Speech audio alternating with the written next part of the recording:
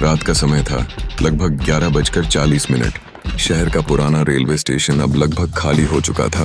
Platform पर बस कुछ लोग इधर उधर बिखरे बैठे थे, जिनके चेहरे थकान और इंतजार से भरे थे। स्टेशन की लाइटें पीली पीली चमक रही थीं और दूर ट्रैक के किनारे खड़े लोहे के खंभे पर लटकते तार हवा में धीरे धीरे झूल रहे थे। सुमन बेंच पर बैठी थी, दोनों हाथों से बैग कसकर पकड़े हुए। उसके चेहरे पर बेचैनी साफ झलक रही थी।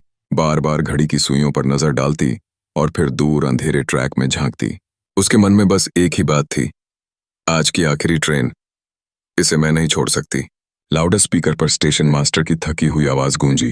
प्लेटफॉर्म नंबर 3 पर आने वाली गाड़ी है, वाराणसी एक्सप्रेस, आज की आखिरी ट्रेन, यात्री कृपया सावधान रहें। उसके कानों में जैसे उम्मीद की घंटी बजी। उसने बैग उठाया और आगे खड़ी हो गई। तभी पीछे से हल्की सी आवाज आई, सुमन रुको। सुमन पलटी और देखा, वहां उसकी छोटी बहन नेहा खड़ी थी, सांस फूल रही थी, हाथ में एक पुराना फोटो एल्बम।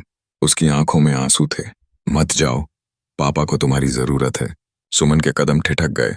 उसकी आंखों में एक पल के लिए घर की यादें, माँ की हंसी और पापा की बीमार हालत घूम गई। लेकिन फिर उसने सिर झटक दिया। अब बहुत देर हो चुकी है, मैं वापस नहीं आ सकती। ट्रेन की सीटी दूर से सुनाई दी। धुंध को चीरता उसका इंजन धीरे धीरे पास आ रहा था। पहियों की खड़खड़ाहट, लोहे की पटरियों की गूंज, सब जैसे उसे पुकार रहे थे। नेहा ने आखिरी कोशिश की। उसने सुमन का हाथ पकड़ लिया। कम से कम ये तो देख लो, कहकर उसने फोटो एल्बम खोल दिया।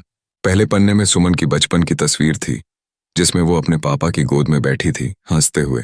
पापा के चेहरे की वही मुस्कान, वही अपनापन। सुमन की आंखें भर आईं। लेकिन तभी धड़ धड़ धड़ ट्रेन प्लेटफॉर्म में घुस आई। गार्ड ने हरी झंडी लहराई।